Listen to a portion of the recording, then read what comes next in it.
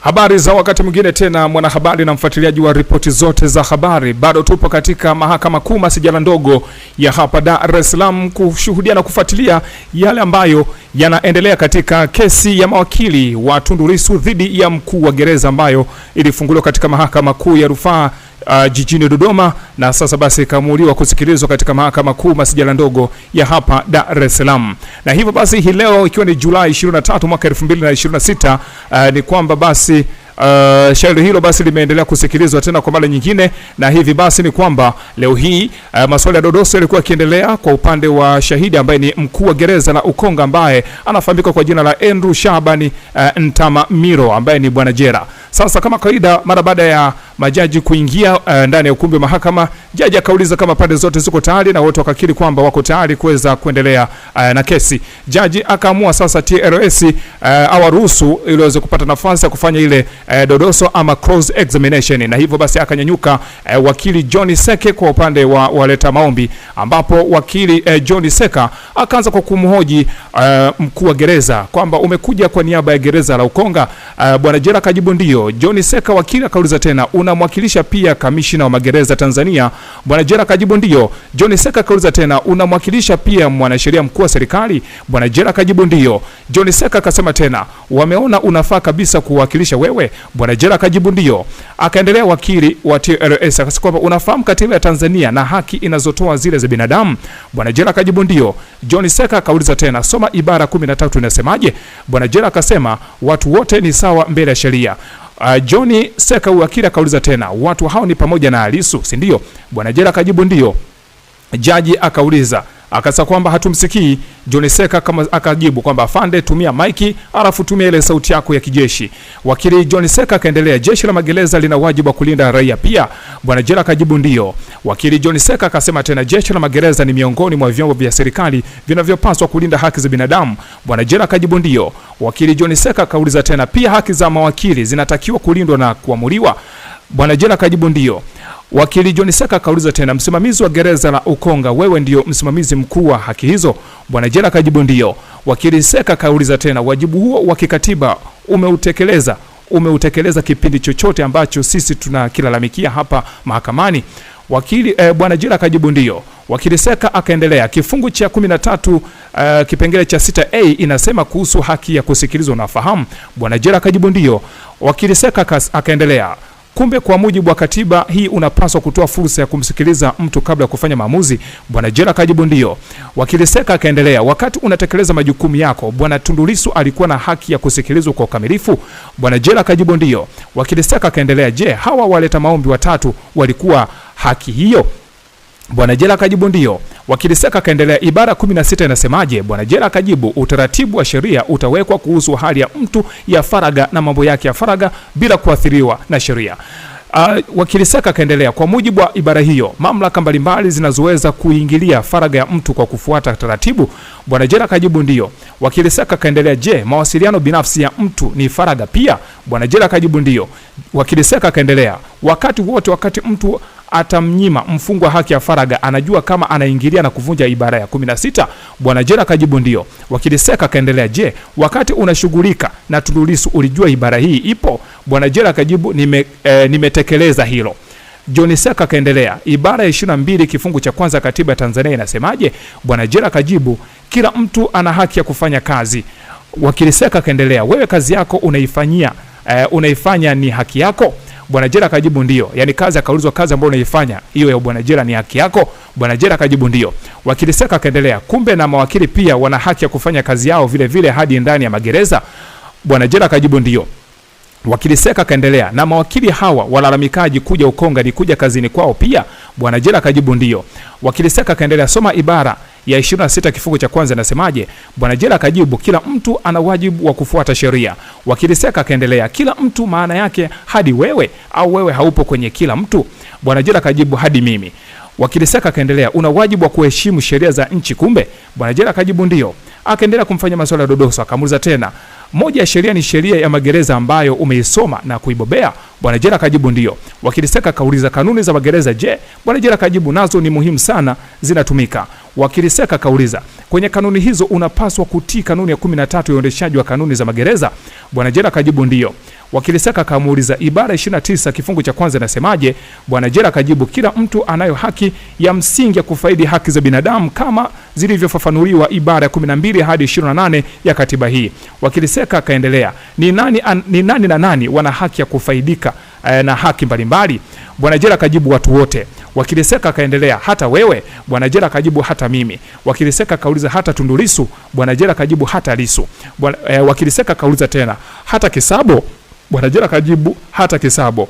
Wakili Seka kauliza tena, Maduhu na Nation? Bwana Jela kajibu, hata Maduhu. Wakili Seka kauliza, Nation je? Bwana Jela kajibu, hata Nation. Wakili Seka kaendelea, haya ibara ya 12 sasa kule. Soma ibara ya 29 kifungu cha pili na useme nasemaje. Bwana Jela kasema, kila mtu ana haki ya kupata hifadhi sawa chini ya sheria. Wakili Seka kaendelea, hadi Lissu akiwa mikononi mwako Ukonga? Bwana Jela kajibu, sahihi. Wakili Seka kauliza tena, nenda kanuni ya 13 ya kanuni ya magereza na utuambie miaka 31 ya uzoefu wako, ni lini ulifahamu kanuni hii? Bwana Jela kajibu, tangu nilipoanza kazi. Wakili Seka akamwambia, isome kwanza.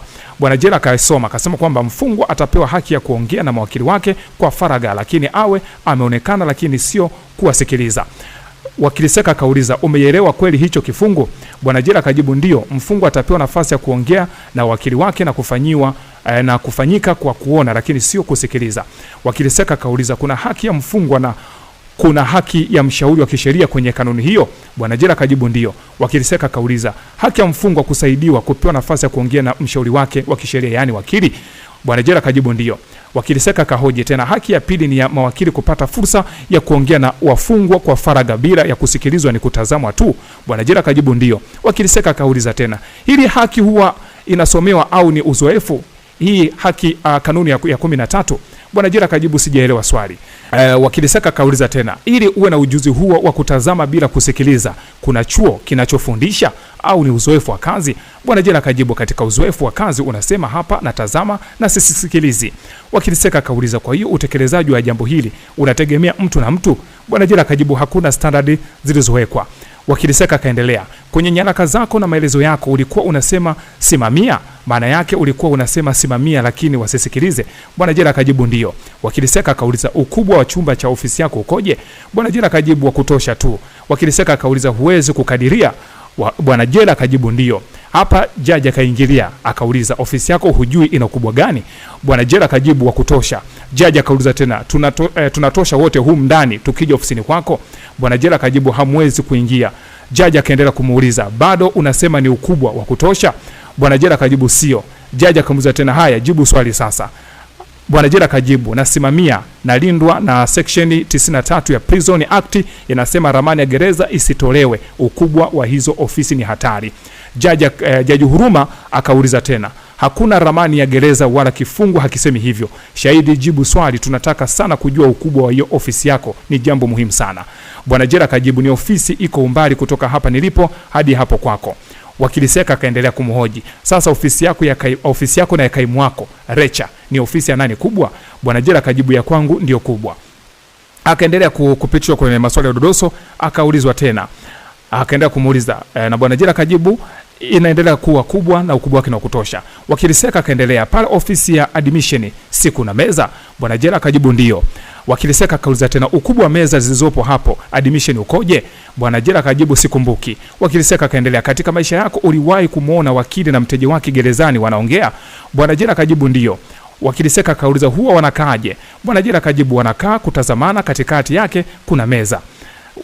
Wakili Seka kauliza tena, sasa narudi hapo, kabla ya kesi hii uliwahi mfahamu Nation Nkungu na Poki Sabo? Bwana Jela kajibu, nimewahi kukutana nao. Wakili Seka kauliza, ulikutana nao wapi, katika mazingira yapi? Bwana Jela kajibu, akija kuongea na mteja wake gerezani. Wakili Seka kauliza, ulituambia stage za wakili akifika anaandika jina nje, kitabu kinaletwa kwako, unaruhusu. Sasa tuambie unamuona wakati gani? Bwana Jela kajibu, ofisi zote ni zangu. Jaji akauliza hapa, jibu ni wapi hapo gerezani? Bwana Jela kajibu, nilikutana naye kwa Recha. Wakili Seka kauliza, kumbe hata Kisabo ulimfahamu? Bwana Jela kajibu, hivyo hivyo kumuona akizungumza na mteja. Wakili Seka kauliza tena, umewahi kuwaona wakifanya mahojiano? Bwana Jela kajibu, ndio. Wakili Seka kauliza, umekumbuka wakati Lissu anafanya mahojiano nani na nani anakuwa ndani? Bwana Jela kajibu, wanakuwa nje wote lakini wanachungulia kwa mlangoni. Wakili Seka kauliza, unakumbuka tarehe ipi na ipi ulikuwepo na ipi hakuwepo? Bwana Jela kajibu, siwezi kukumbuka. Wakili Seka kauliza, sasa nitakupitisha tarehe moja hadi nyingine. Jaji akasema, hukumbuki, nafikiri huko mwachie, ache litabaki hivyo hivyo. Wakili Seka kaendelea, sitakuwa sahihi nikisema wewe hujawahi hudhuria majadiliano kati ya mteja na mteja wake? Akajibu Ntamamiro kwamba ndio.